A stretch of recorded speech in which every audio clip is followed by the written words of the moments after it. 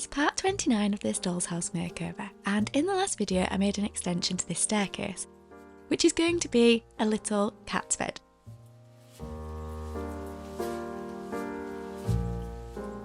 So in today's video I'm going to be making a little accessory to go with the cat bed, which is going to be a cat scratching post. So my doll's house doesn't yet have a sofa, a kitchen, a bed or stairs to the bathroom, so I will make them in later videos, but for today's video I'm going to make the scratching post. So I started by measuring my real scratching post and then converting these measurements to 12th scale. Then I had a little look through my pieces of wood because I only needed some tiny little materials today. So I'd measured in inches, but I wanted to convert to centimetres. I find it a little bit easier to work in centimetres because then I can measure to the nearest millimetre.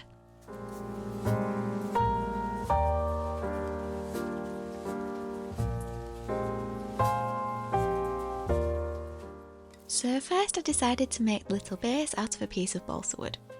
I had a piece that was almost the correct size, but I just trimmed it down a little bit to match the measurements that I had.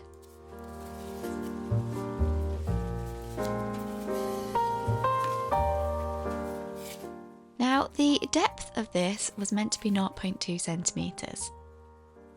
This was about 0.5, so it was over double the height that it was meant to be, but I didn't think that this would matter too much. I thought it'd be alright to have a thicker base for my cat scratching post, so I carried on with this piece of wood. Obviously, please don't copy my use of any tools here. I'm not an expert, I just do this as a hobby. Now, for the little post, I had this piece of wood that had come off a broken coat hanger, but it was a little bit too thick, so this was also double the size of what I needed, but for this I didn't think that I could use something that was too thick. I don't think it would look to scale. Instead, I decided to use this kebab skewer because it was pretty much the right diameter. So it needed to be about 3.6 centimetres high, and I cut from a section down here at the bottom because this skewer changes diameter as it goes towards the tip. So this was the widest point of the skewer. I didn't use my Stanley knife, I used my mitre shears to help me to get a nice even cut.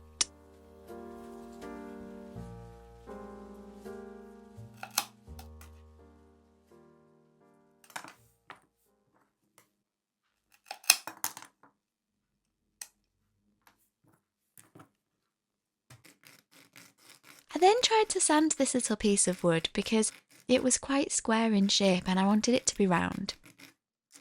It didn't really make much difference using the sandpaper, so I switched to my little file, which did sand it or file it quite easily.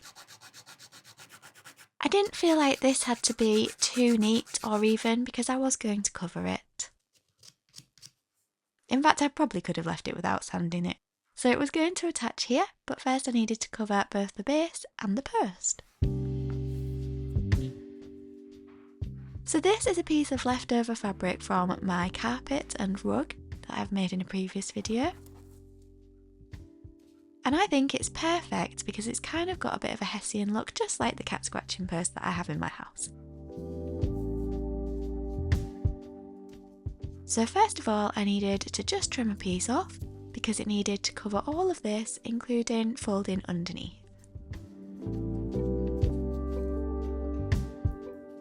Before trimming it, I decided to stick it down so that I knew exactly how much I needed to leave around the edges to fold under. And it was really important here that I spread the glue completely over the surface because I think that this glue has the potential to show through this fabric. So if I just left it as a sort of blob in the middle, I think you'd be able to see it. But with it smoothed nice and evenly over the entire surface, I think it'll look fine.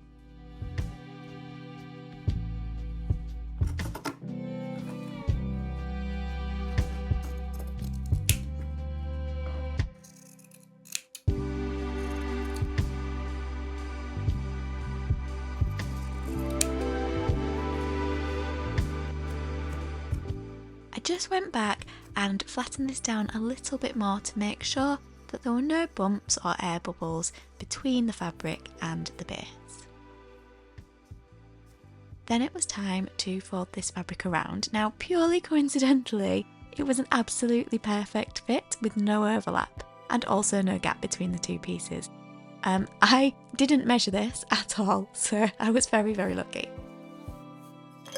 I didn't want the two pieces of fabric to overlap because this would have added a tiny little bump at the bottom, which I think would have prevented the base from being stable. So I was really lucky that there was no overlap. I used an offcut from the skewer just to smooth all of the glue over the base for the same reason as I did at the top. And I also just put a little bit of the excess glue on the sides.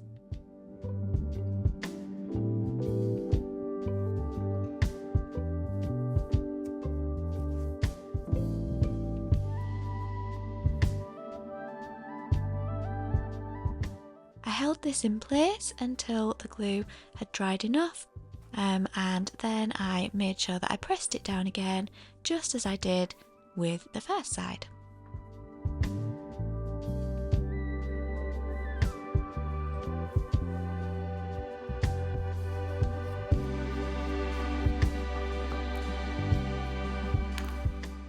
Next, I needed to fold the two ends underneath. Now, at this point there was far too much fabric, because if I'd have folded these pieces of fabric underneath, it would have added quite a lot of height to this base. So I trimmed some of it away, and then I checked my sizes, and when I was happy with how much I'd trimmed away, I added some glue, and I started by tucking the corners in.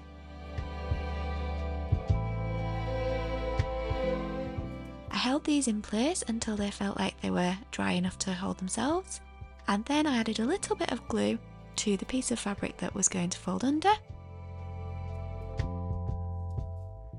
As you can see here, I am just making sure that I've stretched out the fabric so it's nice and neat on each corner before it dries fully. And when I added the glue to this piece of fabric, I made sure that I went over the areas that might fray, just to prevent them from coming loose.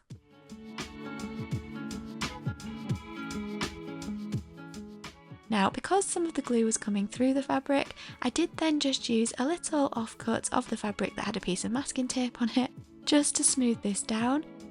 I used this just to try and make sure that I didn't get stuck to the base. So I checked the corners, and then it was time to move on to the other side.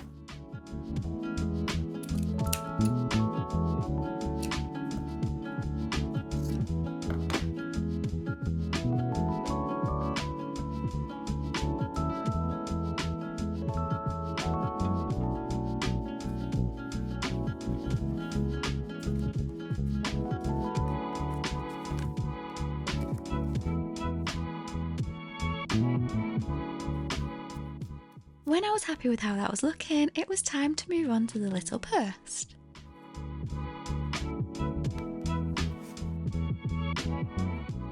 So I gathered together some twine, and I started by fraying the end because I wanted to give it a bit of a bigger surface area to glue over the top of the little purse without it being too bulky.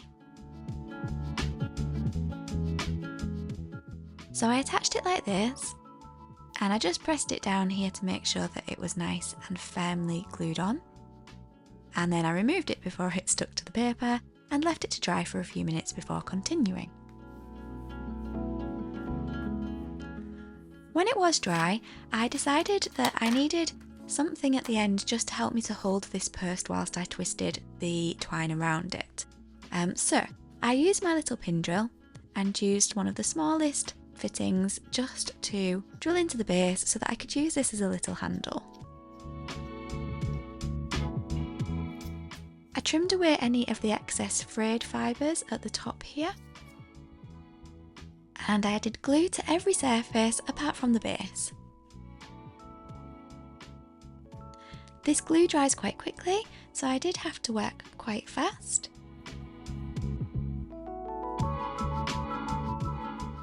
And once all of the twine was wrapped around, I just trimmed it off at the bottom, added a tiny bit of glue at the base of the purse, and held it in place until it was dry.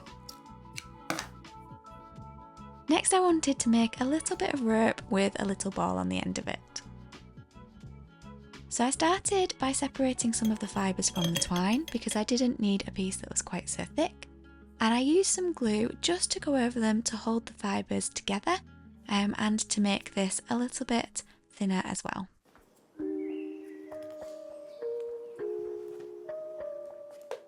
Next I was going to have a look to see if there were any beads that I could use as the ball that was going to go onto this cat toy.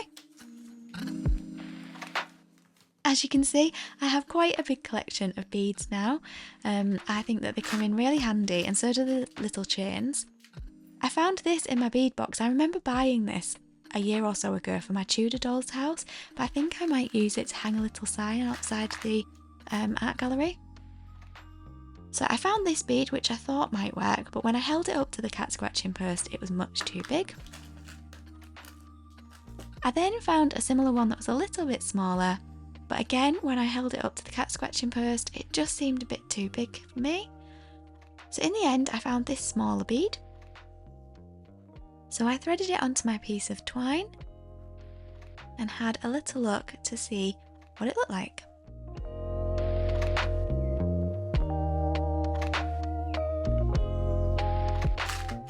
I wasn't sure if it was a little bit too dark, so I found another bead that was the same size that was a similar colour to the material that I'd used on the base. I thought this maybe matched a little bit better. But I still wasn't sure. So I decided to try covering the bead with some of the twine because my real scratching post has a ball on it that's covered in the rope that's around the scratching post, so I wanted to make it look the same. So I frayed the fibres again just so that I could attach them around this little bead without it adding too much thickness.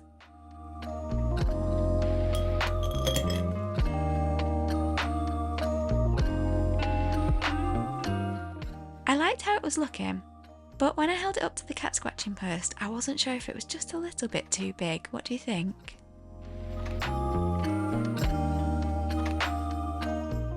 I decided to make a second one by just adding some glue to some of the fibres of the twine and then twisting the end whilst it was still covered in glue.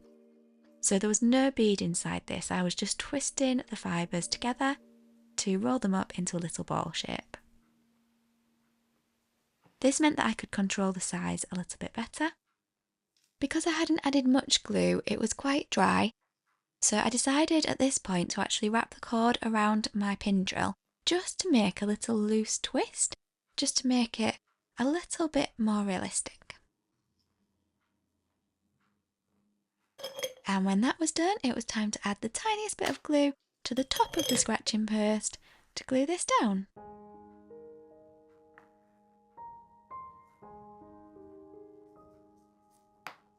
And that was this little miniature finished. What do you think about the size of this part here? I hope that I've made the right decision. I think I have. I think that the one on the right hand side with the bead inside would have been just slightly too big. So this is it finished and ready to go into the doll's house. So now I just need to decide where to put it. Of course, once I've got more furniture in this doll's house, I think it'll be a bit easier to decide. I still need to make a little cushion to go inside the cat bed. Please let me know what you think. Thank you so much for watching. I do need to work on the drawers for this bookcase, I need to make the kitchen, so please do hit subscribe and follow along if you want to. There's lots of miniatures still to be made, so yeah. Thank you so much for watching. I hope that you have a lovely day and I'll see you next time. Bye!